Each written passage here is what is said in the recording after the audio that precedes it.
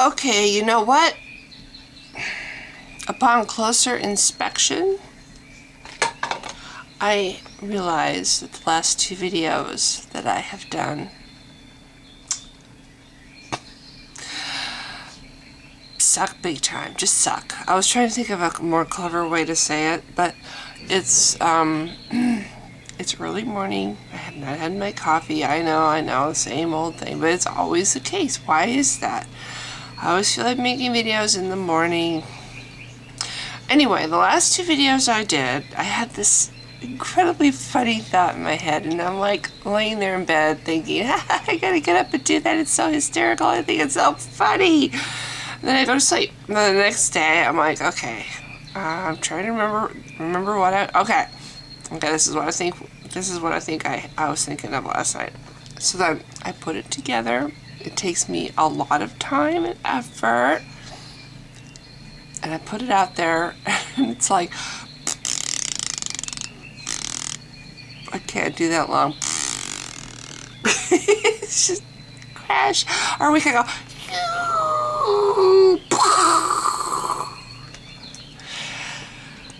you know, first of all, the Harry Potter one, I'm so close to deleting it, but it took me so much time to put that sucker together. But I never make my point. You know, it's like you have a joke, and you gotta get to the punchline, but then you forget to. I never really did. So it's like I watched this last night, going, I look like I look crazy, stupid anyway, but even more so because I'm talking about a vision of Harry Potter. He's standing at the end of my bed, and he's telling me I need to promote his religion. That's supposed to be a joke. The point of that video? The point of that video is you can pretty much pick up any fictional character you want to and pick him apart, and you will find all the same little attributes, the key points, whatever. I mean, it's like a story told over and over and over. And Harry Potter's is told very, very well. Certainly a lot better than the Jesus story, which is another story that has been and was at the time regurgitated over and over and over and over. But it's like you've got this hero of the story who does amazing feats, and of course these feats in Jesus's case are greatly exaggerated, except that no historian wrote about any of these. Then Josephus wasn't. So, people. That's another thing. You would think after all this time, or Josephus, I think that's how it's pronounced. You would think after all this time that Christians would stop invoking Josephus. It's like, really? It should be common knowledge by now. No. Forgery, and he didn't live during Jesus' time. Here's the thing. There were historians alive and well in Jerusalem at the time that Jesus was doing all these amazing things, but where were they? Why didn't they write a single word about any of it? His triumphant march into Jerusalem, his trial, the crowd screaming for his blood, the crucifixion, the slow, grueling, arduous march up to what's the name? The hill. I can't think of the hill now, but anyway, it's got a name. And then the crucifixion, and then whatever we assume it was the eclipse, but it wasn't something that was really supposed to happen at that time. Of course, whatever. Herod wasn't actually killing babies at the time Jesus was a little kid either.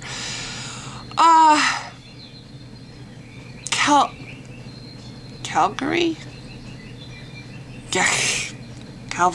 Calvary. No! I'm sorry, now it's going to bug me for the rest of the day. I can't think of the word of the name of the hill. But anyway. None of them bothered to write about it. About any of it. About his resurrection. About all these thousands of people who actually saw him fly up into the sky. Not a single one of these prolific historians who were actually alive during Jesus's time, you know, wrote a single word about him. And all these thousands of people that were amazed by him, according to the Jesus box, didn't write a thing. None of them kept a journal. None of them wrote about it. None of them told the story to their children who wrote about it. Not through his entire life. Everything that he did, which were really very, you know, there's a lot of fake faith healers now. Well, the kind of faith healing that he did are just as likely to have been rigged as they are now. But anyway, not a single one of them wrote about it. You know, nobody carried on the story to their children who wrote about it. You know, so none of the witnesses, the thousands of witnesses, bothered to write about it.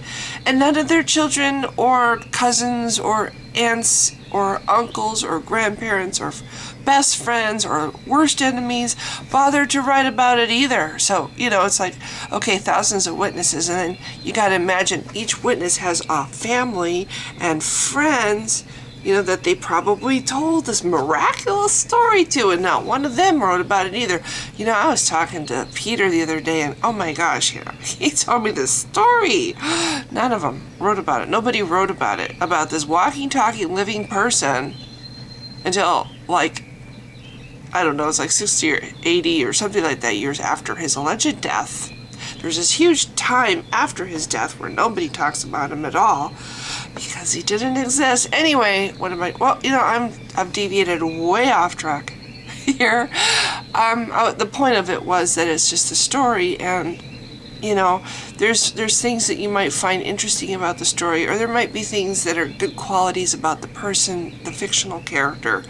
You know, that maybe look up to him. I don't know why anybody would with the Jesus character, because I don't see that he was a good role model. He taught people to be irresponsible with their money. He taught people to hate their parents and their families and even themselves.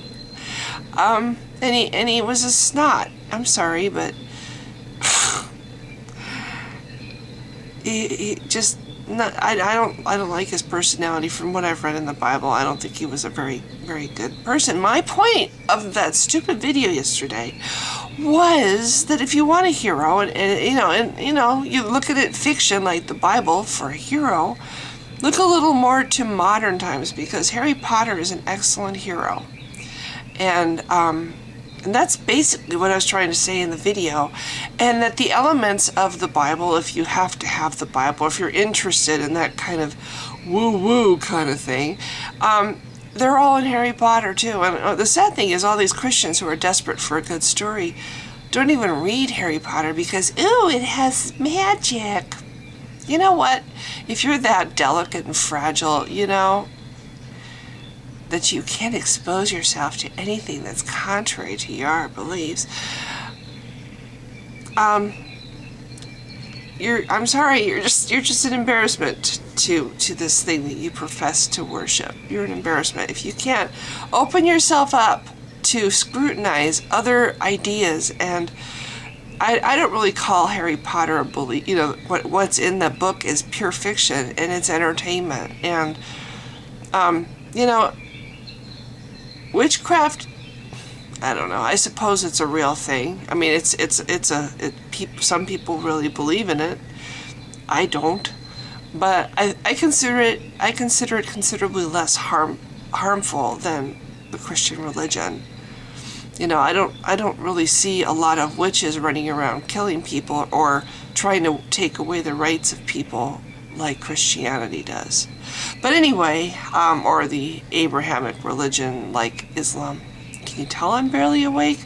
So yes, the point of the video was that you know, if you want miracles, if you want somebody who's noble and stands with quiet dignity before his executioner, if you want, you know, some of these aspects of Christianity, and you know, you're looking at fiction, which is what these two stories are, Harry Potter rocks. And J.K. Rowling is a great writer. She completely makes this other world, and it's a rich, vibrant world that's worth checking out. It's a young adult book, so it's easy to read, but it gets pretty dark. And And the other thing that I was thinking, this is a side note, I saw a video yesterday about somebody was comparing Twilight. Is Twilight better than Harry Potter? I'm sorry. There's a couple huge reasons. The person who wrote Twilight can't write worth shit, and J.K. Rowling writes circles around her. I'm sorry, Twilight sucks. I like vampire stories, so I actually own the Twilight movies, and there's a weird fascination I have in the whole girl becomes vampire stuff. But in the back of my head, it's like always, oh God, I can't believe I'm watching this. This is really stupid, you know? So anyway, okay, so, and then as for the Richard Sherman video, that was another one where I had this idea pop into my head late at night, and I was literally laughing. It was so hysterical. I was trying to imagine him talking, you know, like a snob.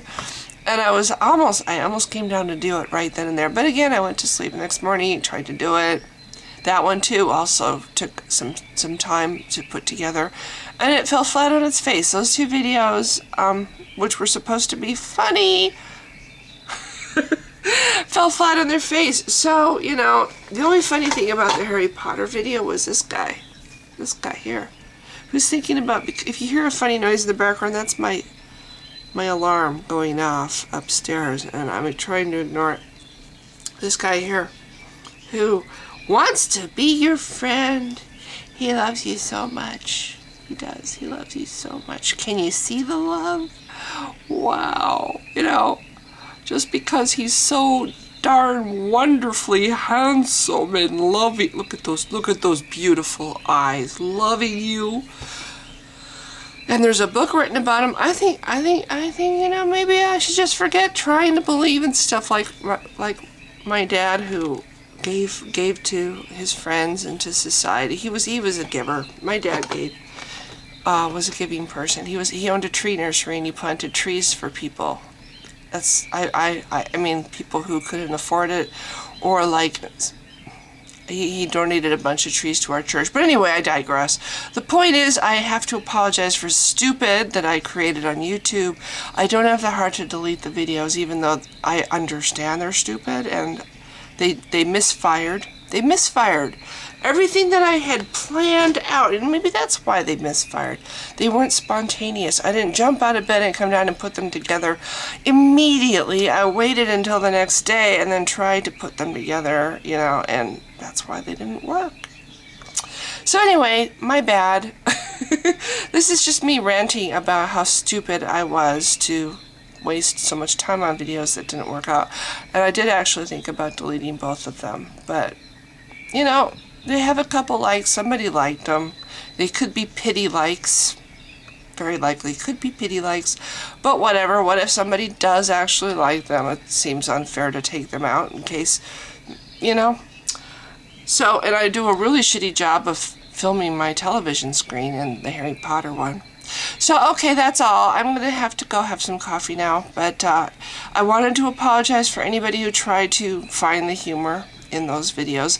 You know, maybe to some it strikes them the right way. I don't know, but they did not live up to what I wanted them to do. So, kind of kicking myself now. If you've been watching, thank you. Bye!